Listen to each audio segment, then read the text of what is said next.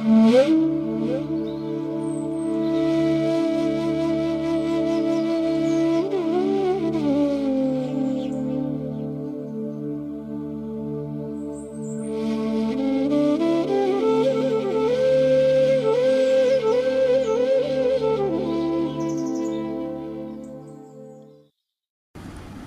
स्थापकाय च धर्मस्य सर्वधर्मस्वरूपिणे अवतार वरिष्ठाय रामकृष्णाय ते नमः। नीलाचल गुहावासं प्रणमामि कृपानिधिं शंखचक्र गदापद्म धारिणं शुभकारिणं। नमस्कार। श्री श्री ठाकुर श्री श्री मा एवं स्वामीजी महाराजेर चरणे भूलुंठित प्रणाम जानाई। जगन्नाथ महाप्रभुर चरणे भूलुंठित प्रणाम जानाई। आज अति पवित्र एवं पुण्य दिन, जेदिन जय जगन्नाथ शब्द प्रतिटी मुहूर्ते आमरा उच्चारण करते पारी। आकाशे बातासे बोलते पारी जगन्नाथ स्वामी नयनो पथगामी भवतु मे। आज के रथयात्रार पुण्य दिने सकाले ठाकुर मा स्वामीजीर साथे साथे जगन्नाथ महाप्रभु प्रणामेर साथे साथे आपनादेर सकलके आंतरिकभावे सश्रद्ध प्रणाम जानाई। छोटोदेर जानाई शुभेच्छा एवं आंतरिक भालोबासा।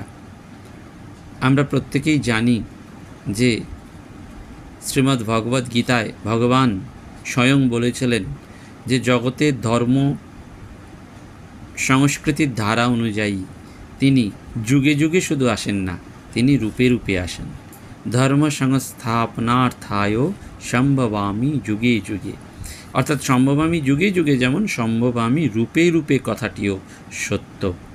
एवं स्कंद पुराणे बला हয়েছে परमेश्वर भगवान मानुष रूपे एलेन ना बटे, किन्तु मानुष लीला करार जन्य एलेन। तिनी एलेन रूप बदल करे एलेन, मानुष रूप त्याग करेई तार मानुष लीला शुरू हलो। एबारे तिनी हलेन दारु ब्रह्म श्री जगन्नाथ। সেই জন্য মানুষ লীলা করার কারণেই শ্রীপতি নারায়ণ দারু কলেবর ধারণ করে পুরুষোত্তম ক্ষেত্রে অবতীর্ণ হলেন। ভগবান মানুষ রূপেই আসুন অথবা মানুষ লীলা করার জন্যই আসুন না কেন, মানুষের জীবন ভগবানেরও কাঙ্ক্ষিত।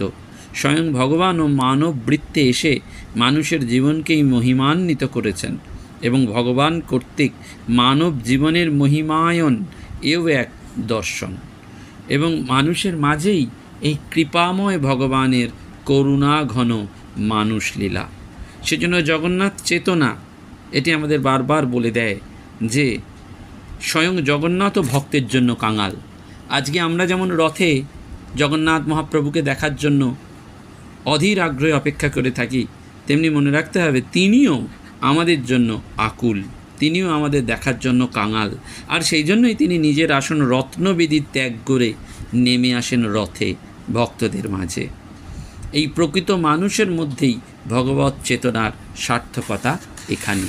আমরা জানি যে স্নান যাত্রার পুণ্য পবিত্র দিনে, যেটি এবছর 11ই জুন হয়েছে 2025-এ, সেই স্নান যাত্রার পুণ্য পবিত্র দিনে শান উৎসবের পর রত্নবেদিতে এই বিগ্রহেরা ফিরে যান, অর্থাৎ জগন্নাথ, বলরাম এবং সুভদ্রা। গর্ভমন্দিরের পরে থাকা শ্রীমন্দিরের অংশটি বিমান নামে পরিচিত। এই বিমানে বহু বিচিত্র বস্ত্রের উপর 3 হাত লম্বা 1.5 হাত চওড়া সূক্ষ্ম বস্ত্রে বিগ্রহদের চিত্রিত করা হয়। শঙ্খ চক্র গদা পদ্মে সুশোভিত শ্রীকৃষ্ণ, হলমুশালে সুশোভিত বলরাম এবং পদ্মাসনে মা সুভদ্রার চতুর্ভুজ পটচিত্র বাঁশের দরমার অভ্যন্তরে রাখা হয়। এখানে মা সুভদ্রার 2 হাতে অভয় মুদ্রা এবং 2 হাতে পদ্ম। এবং অত্যধিক স্নানের ফলে জ্বরে পীড়িত মহাপ্রভু স্নান পূর্ণিমা থেকে নেত্র উৎসবের পূর্ব পর্যন্ত এই পট বিগ্রহেই পূজা নেন। তাদের প্রতিবিম্বে বিধিপূর্বক পঞ্চামৃতে মহাস্নান হয় এবং স্নানযাত্রা আর রথযাত্রার মধ্যবর্তী এই বিধিবিধানকে অনসর বলা হয়। অনসর শব্দটি সংস্কৃত অনবসর থেকে এসছে, অর্থাৎ ন অবসরা। দৈতাপতিদের গুপ্ত পুজো বা সেবা পূজা ও চিকিৎসায় আপ্যায়িত প্রভু শ্রী জগন্নাথের ভক্তদের দর্শন দিতে অবসর থাকে না। এই 15 দিন জলবায়ুতেও পরিবর্তন দেখতে পাওয়া যায়। উড়িষ্যার আরাধ্য মহাপ্রভু শ্রী জগন্নাথের জ্বর হওয়ায় স্থানীয় জলবায়ুতে অসহ্য গরম অনুভূত হয়, যেটিকে বলা হয় অনবসর গুলিগুলি। গুলিগুলি মানে গুমট অবস্থা। সেজন্য এই সময়টা আকাশে বাতাসে একটা গমগমে ভাব। এবং জ্বরের সময় মহাপ্রভুকে অন্যান্য দিনের মতন ভোগ নিবেদন করা হয় না। নিবেদন করা হয় আম, কাঁঠাল, আনারস, আতা ইত্যাদি ফল এবং নানান রকম আয়ুর্বেদীয় পদার্থে তৈরি শরবত বা পাঁচন, তিলের তেল, কর্পূর ইত্যাদি থেকে প্রস্তুত ফুলুরি তেল, যেটা প্রায় 1 বছর আগে মাটিতে পুঁতে রাখা থাকে। এবং এই 15 দিন আগে বিগ্রহদের অঙ্গরাগ করা হয়। 16তম দিনে নতুন বেশভূষায় সজ্জিত হয়ে তারা ভক্তদের দর্শন দেন। এটি নেত্রোৎসব নামে পরিচিত এবং তারপরেই মহাসমারোহে হয় রথযাত্রা। অর্থাৎ এই স্নান মহোৎসব, নেত্রোৎসব, তারপরে রথ উৎসব। সেই জন্য স্নান পূর্ণিমা ছাড়া বছরে প্রতিদিন বিগ্রহদের স্নান সম্পাদিত হয় দর্পণে পরোক্ষভাবে, যা বিম্ন স্নান নামে পরিচিত। বছরেই একবারই প্রত্যক্ষ স্নান হয় রত্নবেদিতে বা এই স্নানবেদিতে, রত্নবেদি থেকে বেরিয়ে এসে। এবং বারবার এখানে মনে হয় যে এই জগন্নাথ দেবের স্নান উৎসব তত্ত্ব, ভাব, ইতিহাস, কিংবদন্তি সব কিছু মিলিয়ে মিশিয়ে এক দেব দুর্লভ লীলা। এবং এই ভক্তদের বিশ্বাস যে স্নান মণ্ডপে তাদের এই পুণ্য দর্শন তাদের মুক্তিকে একেবারে করতলগত করে দেয়। সেজন্য জগন্নাথকে বোঝা যেমন খুব সোজা, তেমনি আবার একটু কঠিনও বটে। সোজা কেন না, তিনি বিশ্বাসের গোচর, ভক্তি তার প্রিয় এবং তিনি নিরাকার, অক্ষয়, অবিনশ্বর হয়েও ভক্তগত প্রাণ। ভক্তের মনোহরণ করবেন বলেই তিনি সর্বদা লীলা তৎপর। সেজন্য এই যে রথযাত্রা, সেই রথযাত্রা উড়িষ্যা দেশের লোকপ্রবাদে বলা হয় শক্তিকু ছাড়ি দিলে শিব সব হই যায়। অর্থাৎ শক্তিতত্ত্ব, শঙ্খক্ষেত্রে প্রতিষ্ঠিত শক্তিতত্ত্ব হলেন দেবী বিমলা। শঙ্খক্ষেত্র আসলে শাক্ত, শৈব, বৈষ্ণব ভাবনার সমন্বয় ক্ষেত্র। অর্থাৎ যে কোনো ধর্মস্থানে গেলে লক্ষ্য করে দেখবেন এই মহাতীর্থগুলিতে গেলে এই সমন্বয়ের বার্তা। আসলে আমাদের ঠাকুর যে সমন্বয়ের ভাবটি প্রচার করতে এসেছেন সেই পুরাকাল থেকে, এই ঈশ্বর ভাবনার মধ্যে দিয়ে সেই সমন্বয়ের কথাই বারবার রয়েছে। সেজন্য জগন্নাথ দেবের মধ্যে এই ধর্মীয় সাংস্কৃতিক সমন্বয়টিও বারবার দেখতে পাওয়া যায়। এবং গৌর জগন্নাথ তত্ত্ব সেটাতেও বারবার এটি প্রকটিত হয় যে চৈতন্য এবং জগন্নাথ অভিন্ন। আর এই রথ, সেই রথযাত্রা, সেটি যদি আবিধানিক অর্থ ধরি তাহলে এটি চক্র সমন্বিত এক প্রকারের যান, দ্রুতগামী, সুসজ্জিত। প্রাচীন রাজরাজরা কিংবা দেবতাদের ব্যবহৃত এই যানের আকৃতি প্রকৃতিতে চাকচিক্যের অভাব ছিল না। এবং রথের আধিকারিকদের মধ্যে উল্লেখযোগ্য পৌরাণিক চরিত্র হচ্ছে রাবণ, কুবের, ইন্দ্র, সূর্য। এবং যুদ্ধেও যে রথ ব্যবহার করা হতো শুধু তাই নয়, প্রমোদ অর্থাৎ রাজারা যখন ঘুরতে বেরোতেন তারাও কিন্তু এই রথকেই ব্যবহার করতেন। এবং মনে রাখতে হবে, আমরা যে সীতা রামায়ণে জানি রাবণ যখন সীতাকে অপহৃত করছেন তখন তিনি কিন্তু সেই পুষ্পক রথে করেই নিয়ে গিয়েছিলেন। এবং সেই রথও ছিল বিচিত্র এবং বৈচিত্র্যময়। বর্তমানকালে আমরা রথ বলতে দেব জগন্নাথের বা জগন্নাথ দেবের রথ আরোহণকেই বুঝি। শ্রীধামের জগন্নাথ তার ভাই এবং ভগিনী বলভদ্র এবং সুভদ্রাকে নিয়ে তিনি 3টে রথে চড়ে মাতৃশশা অর্থাৎ মাসির বাড়িতে যান। এই মাসির বাড়ি যাওয়াটাকে রথযাত্রা বলে এবং ফিরে আসাটাকে বলা হয় উল্টো রথ। এবং ভারতবর্ষের এই রথযাত্রার দিন অত্যন্ত পুণ্য দিন হিসাবেই ভক্তরা বিশ্বাস করেন।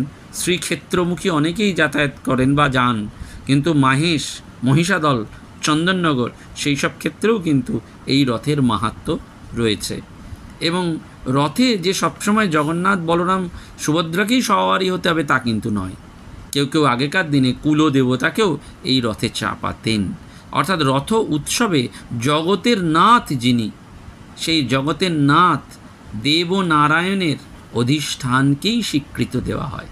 তিনি যে কোনো রূপেই প্রকটিত হন না কেন, প্রকাশিত হন না কেন, তাকে এই রথে আরোহণ করিয়ে এই ভক্তরা তাকেই দর্শনের নিমিত্তে এই রথের উৎসবকে প্রাচীনকাল থেকে ধরে এনেছেন। এটি রথের সংস্কৃতি, এটি রথের ঐতিহ্য। তত্ত্বগত দিক থেকে আমরা জানি যে ব্রহ্মা, বিষ্ণু এবং মহেশ্বরের কথা, এই যে ওঙ্কার যেটি আদি নাদধ্বনি, সেটি বলা হয় অ, উ এবং ম, এটি সমন্বয়। এবং এই অ, উ, ময়ের মধ্যেও কিন্তু ব্রহ্মা, বিষ্ণু, মহেশ্বরী আছে। সেজন্য ওঙ্কার হচ্ছে সেই মহাশক্তি। ব্রহ্মা হচ্ছেন সৃষ্টিকর্তা, বিষ্ণু হচ্ছেন পালনকর্তা, আর মহেশ্বর হচ্ছে সংহারক। এরা তিনজন সৃষ্টি, স্থিতি, প্রলয়ের অধীশ্বর। শ্রী বিষ্ণুরই এক রূপ যেমন শ্রীকৃষ্ণ, তেমনি আর এক রূপ হচ্ছে শ্রী জগন্নাথ। এবং এই জগন্নাথের যে রথযাত্রা হয় সেটি বারবার আমাদের মনে করিয়ে দেয় যে পুরীতে জগন্নাথদেব যে রথে আরোহণ করেন তাকে বলা হয় নান্দি ঘোষের রথ। এতে 16টি চাকা আছে, যেটি 16 কলার প্রতীক। এবং এই রথ তৈরি করতে প্রতি বছর 742টি কাঠের অংশ লাগে। জয় এবং বিজয় হচ্ছেন এই রথের দ্বাররক্ষী। বলভদ্র বা বলরামের রথের চাকা হচ্ছে 14টি, যেটি ব্রহ্মের আয়ুষ্কালকে সূচিত করে। এই রথের নাম তালোধ্বজ। এবং সুভদ্রার রথের নাম হচ্ছে দেবী রথ বা দর্পদলন, পদ্ম কাঠে তৈরি হয়। এতে 12টি চাকা থাকে, যেটি 12টি মাসের প্রতীক। এর উচ্চতাও আছে 31 ফুট, প্রস্থ 6 ফুট। এর সারথি অর্জুন। প্রতি বছর মাঘ মাসের বসন্ত পঞ্চমী তিথিতে এই 3টি রথ তৈরির জন্য কাঠ সংগ্রহ শুরু হয় দশপাল্লা জেলার রনপুর জঙ্গলে। আর অক্ষয় তৃতীয়াতে রথ তৈরির কাজ শুরু হয়। প্রতি বছরই এই দিনটিতে রথ তৈরি হয়। আমাদের মনে রাখতে হয় যে পৃথিবীর নিয়ম মেনে এই মরণশীল জগতের নাথ শ্রী শ্রী জগন্নাথদেবকেও একসময় দেহত্যাগ করতে হয়। সেই জন্য পুরনো বিগ্রহ থেকে ঘট পরিবর্তিত হয় নতুন বিগ্রহে। এই রূপান্তর বা ঘট পরিবর্তন প্রক্রিয়াকেই বলা হয় নবকলেবর। দারুব্রহ্ম জগন্নাথের দারু সংগ্রহ বা বনবাস যাত্রা হচ্ছে প্রাচীন পরম্পরা এবং সবর সভ্যতার একটি প্রতীক মাত্র। এবং বারবার এই দিনটিকে বেছে নেওয়া হয়, যে দিন আমরা বারবার এই রথযাত্রার দিন, যেটিকে শাস্ত্রে বারবার বলা হয় যে এই আষাঢ় মাসের পূর্ণিমা তিথি, বৈশাখ জ্যৈষ্ঠের পর এই আষাঢ় মাসের পূর্ণিমা তিথি। এবং এই জগন্নাথ তত্ত্বের মূল কথাটি যেন ব্রহ্মবিদ্যা প্রবর্তক ভগবান বৈবস্বত আত্মতত্ত্ব বোঝাতে গিয়ে নচিকেতাকে বলছেন শরীরং রথমেবতু, অর্থাৎ মানুষের এই শরীরটাই হচ্ছে একটা রথ। এবং আমরা কঠোপনিষদে দেখতে পাই রথের একটা অপূর্ব বর্ণনা রয়েছে, না আমরা এই শরীররূপ রথখানি নিয়ে বিষয়ের পথে অবিরাম ছুটছি। আর মানবদেহের এই ইন্দ্রিয়গুলো হচ্ছে রথের ঘোড়া, আমাদের বুদ্ধিরূপ সারথি আর মনরূপ লাগাম জুড়ে এই ইন্দ্রিয়রূপ ধাবমান ঘোড়াগুলোর গতিকে সবলে নিয়ন্ত্রণ করতে চাইছে। আর এই রথের অধিপতি হচ্ছেন আত্মা। তিনি কীরকম না অঙ্গুষ্ঠমাত্র পুরুষ জগন্নাথ স্বামী। তাকে জানলে, তাকে বুঝলে আর পুনর্জন্ম হয় না। অর্থাৎ আত্মস্বরূপটি যদি কেউ জানতে পারে তাহলে আর কোনো অসুবিধে নেই। সেই জন্য এই বলা হয় রথস্তং বামনং দৃষ্টা পুনর্জন্ম ন বিদ্যতে, অর্থাৎ রথের ওপর বামনকে দেখলে আর পুনর্জন্ম হবে না। তা আমাদের এই দেহ রথের মধ্যে বামনরূপী জগন্নাথ বসে রয়েছেন। কীরকম? যার কে দেখতে কীরকম না অঙ্গুষ্ঠ মাত্র পুরুষ, একটা আঙুলের মতন ছোট্ট, কিন্তু তিনি মহৎ। এদিকে ছোট্ট, এদিকে তিনি মহৎ। অবিরাম ভক্তের মধ্যে, আমাদের ভক্তজনের মধ্যে তিনি এটি রয়েছেন। সেজন্য ঠাকুর বারবার বললেন একটি কথা, যে কলিতে বলে একদিন একরতি কাঁদলেই ঈশ্বর দর্শন হয়। সেই জন্যই আষাঢ় মাসের শুক্লপক্ষের দ্বিতীয়া তিথিটাই হচ্ছে সেই নির্দিষ্ট দিন, যেদিন ভগবান রথে করে আরোহণ করে মানুষের মধ্যে নেমে আসেন। আমরা পাই রামকৃষ্ণ কথামৃতে দিনটি ছিল আষাঢ় মাস, ইংরেজিতে 1885 সালের 15ই জুলাই, রথযাত্রার দিন। ভগবান শ্রীরামকৃষ্ণ পরমহংসদেব প্রভু জগন্নাথের কাছে ব্যাকুল হয়ে প্রার্থনা করছেন, বলছেন, জগন্নাথ, জগবন্ধু, দীনবন্ধু, আমি তো জগৎ ছাড়া নই নাথ, আমায় দয়া করো। এবং তারপরই প্রেমোন্মত্ত হয়ে গান করছেন, উড়িষ্যা জগন্নাথ ভজ বিরাজজি। অর্থাৎ স্বয়ং অবতারও ভগবান শ্রীকৃষ্ণ চৈতন্য শ্রী জগন্নাথের কৃপা লাভের জন্য এই আকুতিটি জানাচ্ছেন, মানুষকে বুঝিয়ে দিচ্ছেন যে জগন্নাথের কৃপা ব্যতীত তুমি এই আত্মতত্ত্ব লাভ করতে পারবে না। এবং সেই আত্মতত্ত্ব লাভ করতে গেলে কিন্তু আমাদের কীরকমভাবে যেতে হবে ভগবানের কাছে, না সেটিও কিন্তু আমাদের বারবার মনে রাখতে হবে। না, জগন্নাথকে দর্শন করতে গেলে শরণাগত মনোভাব নিয়ে যেতে হয়। শ্রী মাকে একবার পুরীতে জগন্নাথ দর্শন করানোর জন্য বলরাম বাবুর পাণ্ডা পালকির ব্যবস্থা করেছিলেন। শ্রী মা পালকিতে যেতে সম্মত হলেন না, তিনি হেঁটে গিয়েছিলেন। পাণ্ডাকে বলেছিলেন, না গোবিন্দ, তুমি আগে আগে পথ দেখিয়ে চলবে, আমি দিনহীন কাঙালিনীর মতন তোমার পেছনে পেছনে জগন্নাথ দর্শনে যাব। সেজন্য শ্রী মা গেলেন সেইভাবে নিরভিমান হয়ে, বিনীত সেবিকার ভাব নিয়ে শ্রী মা জগন্নাথ দর্শনে গিয়েছিলেন। এবং এই জগন্নাথ দর্শন করে বলেছিলেন, জগন্নাথকে দেখলুম যেন পুরুষ সিংহ রত্নবেদিতে বসে রয়েছেন, আর আমি দাসী হয়ে তাঁর সেবা করছি। সেজন্য এই যে মানুষের হৃদয় মন্দিরে যে জগন্নাথ বিরাজ করছেন, তাকে দর্শনের জন্য আমাদের প্রস্তুতি দরকার। রাজ দরবারে ভিখারির বেশে গেলে দরবারে প্রবেশ করা যাবে না, দারোয়ান দরজা থেকেই তাড়িয়ে দেবেন। ভিখারিকে ভিক্ষা দেওয়ার জন্য রাজা অন্য জায়গায় ব্যবস্থা করে রেখেছেন। সেজন্য আমাদের কি করতে হবে? রাজবেশ ধারণ করতে হবে। সেই রাজবেশটা কি? পবিত্রতা, দয়া, প্রেম এবং ভক্তি। সেজন্য কঠোর উপনিষদ বলছেন, আত্মানং রথিনং বিদ্ধি শরীরং রথমেব তু বুদ্ধিং তু সারথিং বিদ্ধি মনঃ প্রগ্রহমে চ। অর্থাৎ জীবন আত্মাকে রথস্বামী এবং শরীরকে রথ বলে জানবে, আর বুদ্ধিকে সারথি, রথ চালক ও মনকে লাগাম বলে জানবে। এইটি যদি আমরা করতে পারি, অর্থাৎ মনকে যদি সংযত না করতে পারি, ইন্দ্রিয়কে যদি সংযত না করতে পারি, তাহলে কিন্তু এই হৃদয় মন্দিরে অবস্থিত আত্মাভিমুখী জগন্নাথ অভিমুখী আমরা করতেই পারবো না, এবং আমাদের এই জগন্নাথ দর্শন হবে না।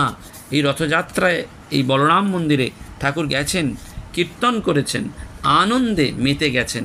বারবার বলেছেন, যাদের হরি বলতে নয়ন ঝরে তারা দু ভাই এসেছে রে, যারা মার খেয়ে প্রেম যাচ্ছে তারা দু ভাই এসেছে রে। ঠাকুর কীর্তন করেছেন, পুনর্যাত্রার দিন গেছেন, উল্টো রথের দিন, এবং এমনি রথযাত্রার দিনও গেছেন। বারবার এই উত্তর কলকাতাকে যেন মাতোয়ারা করে দিয়েছেন এই রথযাত্রার পূর্ণ পবিত্র উৎসবে। সেজন্য আমাদের বারবার মনে রাখতে হয় যে অমৃতের পথে যেন এক অন্তহীন যাত্রা হচ্ছে এই রথযাত্রা, এবং এটা অন্তহীন পথে অনন্তকালের যাত্রা। এই যাত্রায় আমাদের সকলকে সমাগত হতে হবে। এই যাত্রায় আমাদের সবাইকে বুঝতে হবে যে ভগবানকে পেতে গেলে আমাদের ভেতরে যেন সমন্বয়, এবং জগন্নাথ সর্বজীবস্বরূপ, তাই কেবলমাত্র প্রতীকে নয়, সর্বজীবে জগন্নাথকে দেখতে হবে, সর্বভূতে জগন্নাথকে অনুভব করতে হবে। সর্বত্রই তিনিই সব। নিত্যযুক্তা উপাসতে, তিনি নিত্যযুক্ত হয়ে রয়েছেন। যিনি জগন্নাথের ভাবে থাকেন তিনি নিত্যযুক্ত হয়েই তার উপাসনা করেন, এবং সেই উপাসনা মানুষের মধ্যে, সকলের মধ্যে এটি করতে হবে। আজকের এই রথযাত্রার পুণ্য দিনে আমরা যেমন জিলিপি খাবো, পাঁপড় ভাজা খাবো, বলরাম মন্দিরে গিয়ে রথের রশ্মি স্পর্শ করব, তেমনি মনে রাখতে হবে শ্রী শ্রী শারদেশ্বরী আশ্রমও খুব সুন্দর করে রথযাত্রা উৎসব হয়। জগন্নাথ মহাপ্রভুকে আপনারা স্বয়ং সেখানে রথে করে হাতে করে টানতে পারবেন। যারা চান সন্ধেবেলায় শ্রী শ্রী শারদেশ্বরী আশ্রম শ্যামবাজারে গিয়ে এই পবিত্র উৎসবে যোগদান করতে পারেন। এবং মনে রাখতে হবে শ্রী শ্রী দুর্গাপুরী দেবী, যিনি শ্রী শ্রী শারদেশ্বরী আশ্রমের দ্বিতীয় অধ্যক্ষা, তিনি জগন্নাথ ঘরণী ছিলেন। স্বয়ং শ্রীক্ষেত্রে জগন্নাথ দেবের সঙ্গে তার বিবাহ হয়েছিল। সুতরাং এই আশ্রম অত্যন্ত পবিত্র পুণ্য তীর্থক্ষেত্র।